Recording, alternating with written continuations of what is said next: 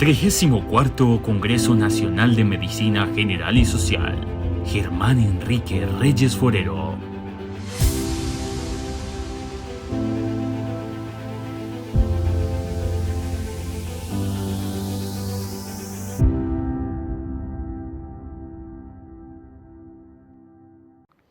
Antes de finalizar la jornada de esta tarde, les recordamos que si no han registrado su asistencia de hoy, deben hacerlo antes de que finalice la siguiente conferencia. Les invitamos a hacer clic en el enlace que aparece tanto al inicio del chat de YouTube como del chat de Facebook. Recuerden que cada día habrá un enlace diferente y que este se desactivará inmediatamente finalice la última conferencia del día. Cerramos la jornada de esta tarde con el tema Terapia hormonal de la menopausia a cargo del Dr. Frank José Ospina Morales, médico egresado de la Pontificia Universidad Javeriana, especialista en ginecología de la Universidad Nacional de Colombia, profesor de la Universidad Pontificia Bolivariana, expresidente de la Asociación Colombiana de Menopausia, Asomenopausia. Muy buenos días, gracias Asmedas por la invitación a compartir con ustedes esta conferencia. No tengo ningún conflicto de interés con la misma y vamos a hacer algunas pocas generalidades. La edad de la menopausia no ha cambiado a través del tiempo, básicamente se mantiene alrededor de los 50 años.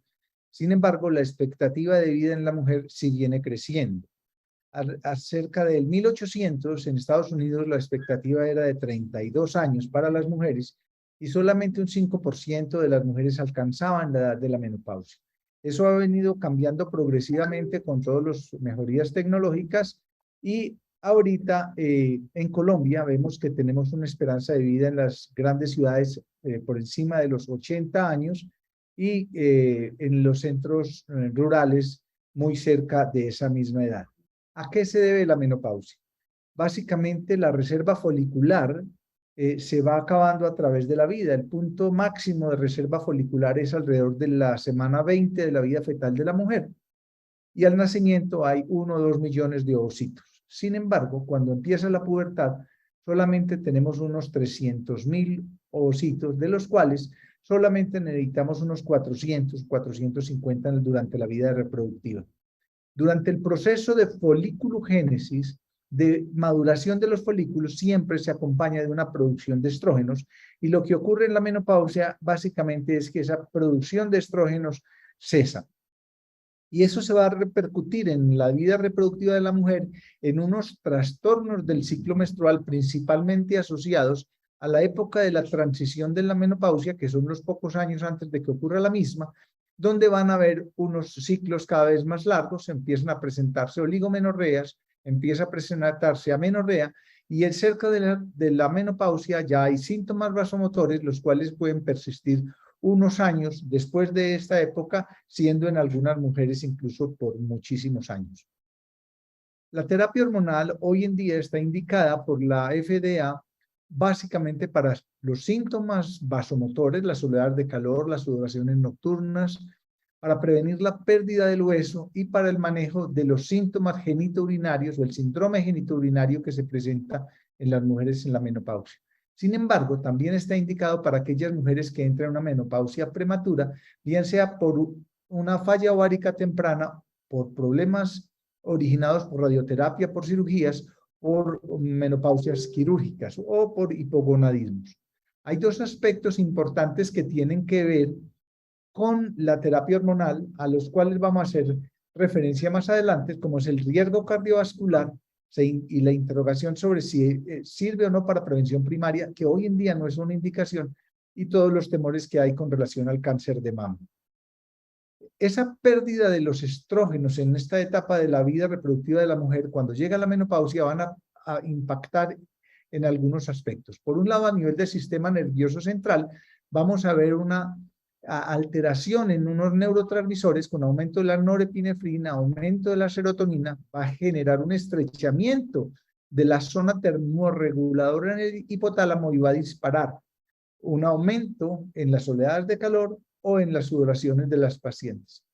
A nivel del tracto genitourinario van a producirse alteraciones a nivel del colágeno, adelgazamiento de las paredes, alteraciones en el flujo, y todo eso va a llevar a Por un lado, a nivel urinario, incontinencia urinaria de estrés, relajación del piso pélvico más adelante y adicionalmente todo lo que tiene que ver con sequedad vaginal, irritación, dispareunia.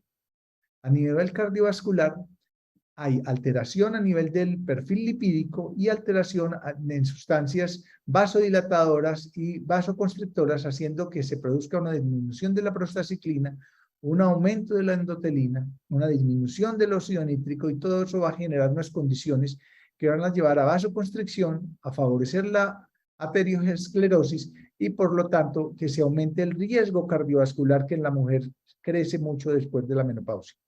Y a nivel del hueso hay también una acción muy importante a nivel de osteoclastos, donde disminuye la apoptosis. A nivel del osteoclasto también hay una disminución de la secreción de osteoprotegerina, de aumento del ranligando, y eso va a llevar también a un aumento de la maduración y sobrevida de los osteoclastos, que va a llevar a que se aumente la resorción ósea y por lo tanto la osteoporosis. Y todos esos aspectos que acabo de mencionar en esos 4 grupos pueden ser impactados por los estrógenos, que van a mejorar esas condiciones. 2 grupos de estudios importantes que quiero mencionar.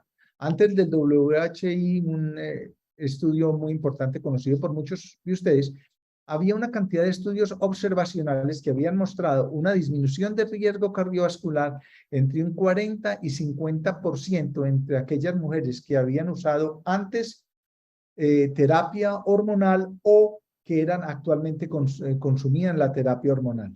Esa mejoría de 40-50% se fue a corroborar con el WHI, y ellos lo que mostraron fue un incremento en el riesgo, no solamente cardiovascular, sino aumento en el riesgo de cáncer de seno, y eso llevó a que se parara este estudio y no se concluyera. Posterior a haber terminado el estudio, se dividió la población en grupos etarios y se vio que había un comportamiento diferente entre el grupo de pacientes de 50 a 59 años, 60 a 69 o 70 a 79 años. Y lo que se veía cuando se comparaban estos estudios es que había un incremento en el riesgo absoluto de las pacientes con el paso de los años. Y no solamente eso, sino que cuando se comparó el brazo que tenía estrógenos y progestágenos, que eran para las pacientes que tenían útero, con el brazo de estrógenos solos, para aquellas pacientes sin útero, eran diferentes los riesgos que se habían encontrado. Los que persistían de manera más importante, si se quiere, con el paso de los años, eran los que tenían que ver con los riesgos de trombosis. En el de brazo de estrógenos solos había una disminución en el riesgo cardiovascular, había una disminución en el riesgo de cáncer y persistían los eventos trombóticos, aunque habían disminuido mucho. Vamos a analizar un poco más adelante estas cosas. Nos mostró el WHI algunas cosas muy interesantes. Conocemos todos que con el envejecimiento se va produciendo una alteración en los vasos sanguíneos y se va produciendo una placa que va a volverse inestable y que con el paso de los años y con algunas condiciones va a poderse romper y a producir trombosis por acción de algunas metaloproteasas.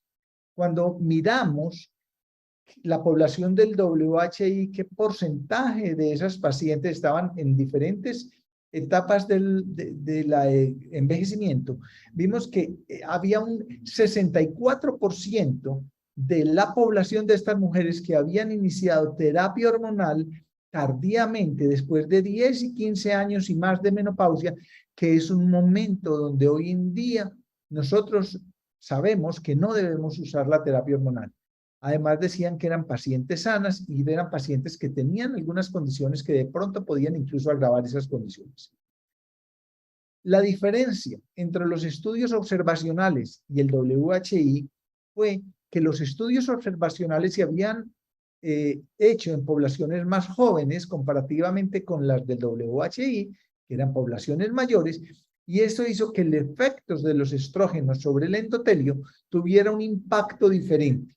En las pacientes jóvenes, los estrógenos producen un efecto que es favorable y no va a afectar la placa, mientras que cuando utilizamos estrógenos en poblaciones mayores, las condiciones del endotelio han variado tanto que ya ese efecto no es favorable, sino que es un efecto adverso y va a favorecer la trombogénesis, y es lo que ocurrió. De allí aprendimos un concepto muy importante, que es el concepto de ventana de oportunidad. La ventana de oportunidad es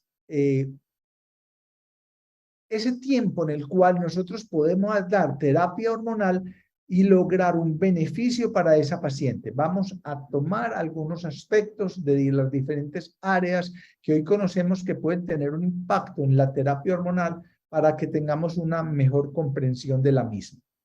Hoy sabemos entonces que podemos tratar pacientes que están en la transición de la menopausia, 2, 3 años antes de la menopausia, donde ya tienen los trastornos del ciclo a los que hice referencia, donde ya tienen esas pacientes adicionalmente síntomas vasomotores que los empiezan a presentar desde antes de la menopausia, y sabemos que el momento oportuno para tratar es durante la ventana de oportunidad, es decir, en los primeros 10 años después de que se produce la menopausia y en pacientes que tienen menos de 60 años. También debemos tratar a las pacientes que tienen menopausia precoz o menopausia prematura, falla ovárica precoz y hipogonadismo. Y sabemos que esas pacientes las debemos tratar como mínimo hasta la edad de la menopausia, es decir, hasta los 50, 51 años. Y esas pacientes deben ser tratadas. No es una opción no hacerlo, porque lo que estamos haciendo es iatrogenia y lo que estamos haciendo es poniendo a las condiciones en un riesgo al cual nosotros no debemos enfrentar a estas pacientes. Porque en la paciente en la menopausia, digamos que hay una opción, dar o no dar, y es parte del envejecimiento, pero el envejecimiento en una paciente con una menopausia prematura se acelera y las comorbilidades son mucho mayores, y sabemos incluso que en ese grupo de población los problemas neurocognitivos son mucho mayores. Desde estudios muy antiguos sabemos que la principal causa por la que las mujeres consultan son los síntomas vasomotores.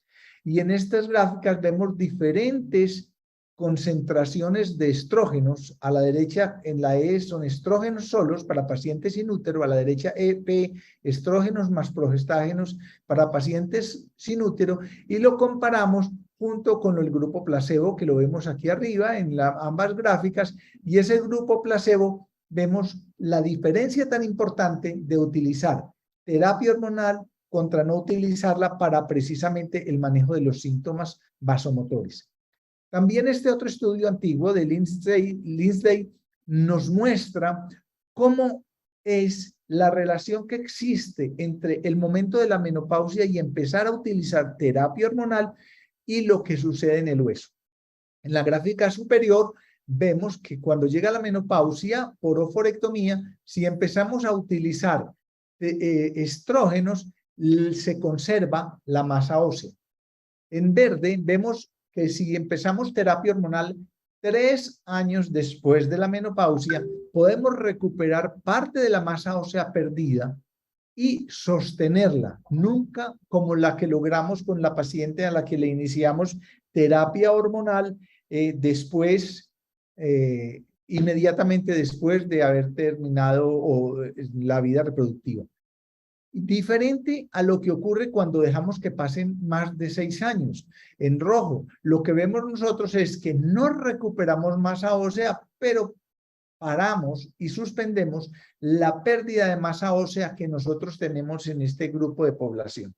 Por eso es muy importante que sepamos que en esas pacientes que tienen riesgo importante de osteoporosis o que tienen osteoporosis o que tienen una muy baja masa ósea y que están simultáneamente con síntomas vasomotores, la mejor terapia que podemos elegir para ellas es la terapia hormonal. Recordemos que usar bifosfonatos, osteoformadores en las pacientes muy jóvenes vamos a tener las dificultades de que no tenemos tanto tiempo para utilizarlos.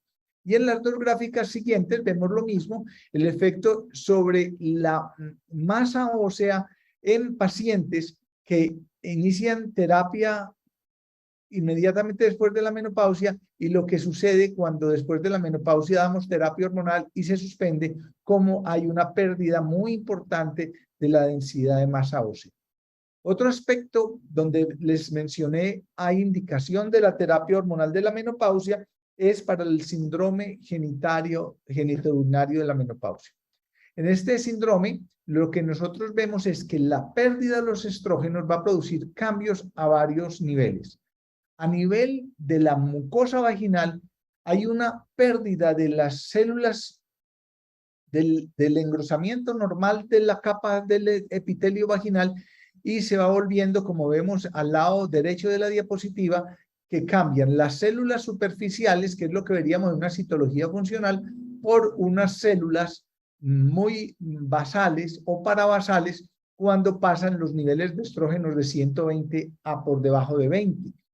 Y lo que está ocurriendo es que adicionalmente se están perdiendo fibras elásticas, se está perdiendo colágeno y las células superficiales que acabamos de mencionar son ricas en glucógeno. Ese glucógeno en la fisiología normal de la vagina es muy importante porque es el sustrato que necesitan los lactobacilos, flora que es normal de la vagina, para metabolizar ese glucógeno y producir ácido láctico, que es el encargado de mantener el pH vaginal en los niveles ácidos normales de la vagina. Cuando nosotros logramos un pH adecuadamente vaginal en estas pacientes, lo que estamos haciendo es que la flora, por otro lado, que puede producir infecciones a repetición como estreptococos, estafilococos, coliformes, etcétera, que son de origen fecal, que contaminan esto y van a empezar la mucosa vaginal y van a empezar a producir infecciones a repetición, los tenemos a raya. Cuando llega la menopausia, esas alteraciones de esa fisiología van a hacer que el pH cambie, la vagina se vuelve alcalina y esa alcalinización del medio vaginal va a hacer que vaya a proliferar las infecciones. Otro aspecto que tiene que ver con el síndrome genitourinario de la menopausia es que el epitelio del urotelio vaginal tiene un mismo origen embriológico del urotelio de la vagina. Quiere decir que también hay un adelgazamiento de la pared y del efecto de los estrógenos sobre la uretra y sobre el trígono de la vagina, y eso va a generar que se presenten entonces todas las infecciones urinarias a repetición y esas pacientes van a estar consultando mayores por infecciones urinarias, por infecciones vaginales que van a ser tratadas con antibióticos, con óvulos, etcétera, y las pacientes no van a ser manejadas con lo que va a mejorar su patología, que es la terapia hormonal, que como vamos a ver más adelante puede ser sistémica, puede ser local, muchas veces conjunta, porque el 85% de las mujeres con terapia sistémica pueden revertir estos hallazgos que vemos en esta zona, pero un 15% va a necesitar complemento vaginal.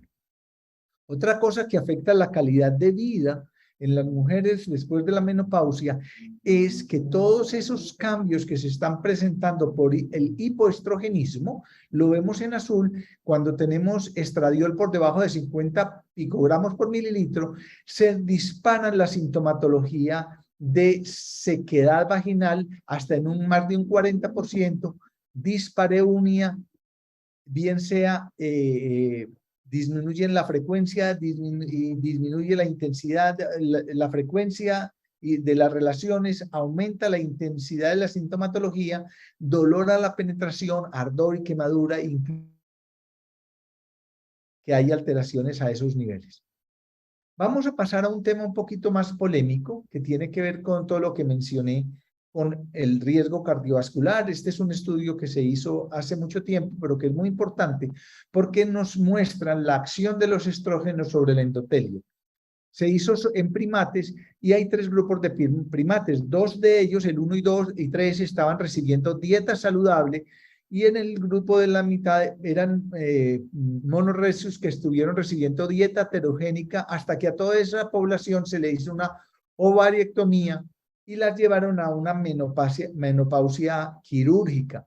Después de eso, los dos primeros grupos recibieron estrógenos equinos conjugados y uno recibió dieta heterogénica y el otro recibió una dieta, el primero una dieta heterogénica desde el principio y el otro dieta heterogénica más estrógenos, pero eran los mismos que habían tenido desde siempre una dieta heterogénica. El grupo último, el grupo 3, es un grupo que siempre tuvo una dieta sana. Sin embargo, cuando llegó la menopausia, no se les dieron estrógenos, se le dio una dieta heterogénica y el equivalente de la vida humana, después de 6 años humanos, se empezó a dar una dieta saludable y estrógenos conjugados. ¿Qué sucedió? Que los que tenían dieta saludable y a pesar de tener después de la menopausia dieta heterogénica, pero fueron protegidos con estrógenos, la placa arteriosclerótica disminuyó un 70%. Los monos que tuvieron una dieta heterogénica toda la vida, pero que después de la menopausia siguieron con su misma dieta, pero fueron protegidos con estrógenos, los mismos que tenían antes de la menopausia, hubo una reducción de la placa en un 50%. Y los monos que recibieron dieta toda la vida hasta la menopausia sana, pero que tuvieron una dieta heterogénica por un tiempo suficientemente largo para que sus arterias se vieran afectadas por esto y después recibieron estrógenos y dieta saludable, no hubo mejoría en la placa. Y eso es lo que vemos en las mujeres. Después de la menopausia hay un perfil lipídico que se vuelve heterogénico. El HDL disminuye, aumenta el colesterol, aumentan los triglicéridos y el LDL aumenta. Cuando nosotros damos terapia hormonal, cualquiera que sea, vamos a ver una mejoría de los niveles de HDL y una disminución del LDL, y en los triglicéridos sí hay un aumento en todas las terapias, menos en las pacientes que no reciben terapia hormonal sino placebo. Quiere decir que si nosotros tenemos pacientes en menopausia y las protegemos con estrógenos, vamos a tener un perfil lipídico mucho menos heterogénico. Esas pacientes son muy importantes porque son las de la vida real. Y en lo que vimos en el WHI fue que los riesgos de eventos cardiovasculares, cuando les dimos terapia hormonal entre los 50 y 59 años, no tenían el riesgo que veíamos que se presentaban mucho más adelante. Entonces, cuando vamos a tratar nuestras pacientes por cualquiera de las características que las vamos a utilizar, por síntomas vasomotores, por prevención de atrofia urogenital, prevención de osteoporosis, en las muy jóvenes con menopausia precoz, prevenir el desarrollo neurocognitivo y el Alzheimer, y los dolores osteomusculares que son muy frecuentes en la costa atlántica, según los estudios del doctor Monterrosa, esas pacientes pueden ser manejadas sistémicamente o con terapia local. Sistémicas, si tenemos pacientes con útero con estrógenos y progestágenos, pacientes histerectomizadas, solo estrógenos, y terapia local si es solamente para manejo del síndrome genitourinario de la menopausia. Este tratamiento hormonal es el más eficaz, lo dicen todas las guías, todas las sociedades. Puede ser hecho con tibolona, con estradiol y estrógenos equinos conjugados para las pacientes histerectomizadas, estradiol o estrógenos conjugados más progesterona o progestágenos. Y hay una opción que no contamos en el país, pero que es muy buena, que es la asociación de estrógenos equinos conjugados y base de oxígeno, que lamentablemente no tenemos. Todos ellos debemos cumplir lo que les mencioné antes de los 60 años o dentro de los primeros 10 años de la menopausia. Y podemos utilizar cualquiera de los esquemas, orales, parches, geles o spray. Lamentablemente ahora con todos estos problemas de la pandemia, de los contenedores, de la regulación de precios y los laboratorios protegiéndose, ya tenemos muchas dificultades, pero podemos utilizar estrógenos equinos conjugados, estradiol, parches de estradiol, geles de estradiol o spray de estradiol que afortunadamente contamos en nuestro país. Todo es para utilizarlos de forma diaria, menos los parches que se pueden usar 1 o 2 veces a la semana. La terapia transdérmica que vimos en varias de esas que les acabo de presentar son muy buenos porque no tienen riesgo de problemas trombóticos, como lo han mostrado varios estudios. La terapia hormonal oral es más trombogénica por el primer paso hepático y el impacto sobre las proteínas hepáticas, lo que no ocurre con los estrógenos transdérmicos. Y nos lo mostró el estudio Esther, donde había un aumento de la trombosis en pacientes cuando se utilizaban orales y que cuando lo usábamos transdérmicos no tenían ningún efecto significativo cuando se comparaba con el placebo. Lo mismo cuando hay diferentes grupos de índice de masa ósea corporal, a medida que aumenta en pacientes obesas, hay mayores riesgos, pero siempre es mucho más bajo en pacientes con transdérmicas. Lo último, con relación a cáncer, vemos pacientes en el WHI, el riesgo de cáncer realmente muy bajo, de 10.000 pacientes, solamente hay 8 casos más, 30 en mujeres que no toman hormonas contra 38 por cada 10.000 pacientes, y al seguimiento de más de 20 años vemos que hay una disminución de la mortalidad y la incidencia de cáncer en las pacientes que tienen terapia con estrógenos orales solos versus orales más progestágeno en las pacientes que tenían útero. Cuando se hicieron estudios con progesterona, vemos que cuando utilizamos progesterona o dihidrogesterona, el riesgo es muy distinto a cuando utilizamos otros progestágenos, y eso también se vio en el estudio finlandés. Para terminar, para llevar a casa, existe evidencia del efecto de la terapia hormonal mejora los síntomas vasomotores, síndrome genitourinario de la menopausia, impacta en todas las esferas en pacientes con menopausia precoz. Hay un impacto favorable en la calidad de vida, los riesgos realmente son muy raros y si bien no sirven para prevención primaria cardiovascular, nos sirve, sabemos que individualizándola va a haber un beneficio para las pacientes. En las pacientes histerectomizadas no tienen aumento del riesgo de cáncer de mama, no se ha mostrado aumento en la mortalidad en esas pacientes. Es importante saber que según la progestina que usemos, el efecto va a ser mejor y que la vida más adecuada es la vía transdérmica. Muchas gracias. Los esperamos mañana, viernes 18 de noviembre a las 3 de la tarde, para continuar con la programación académica del 34º Congreso Nacional de Medicina General y Social de Asmedas Antioquia. Les informamos además que las conferencias podrán consultarlas en el canal YouTube de Asmedas Antioquia y en la página de Facebook de Asmedas Antioquia. Feliz noche para todos.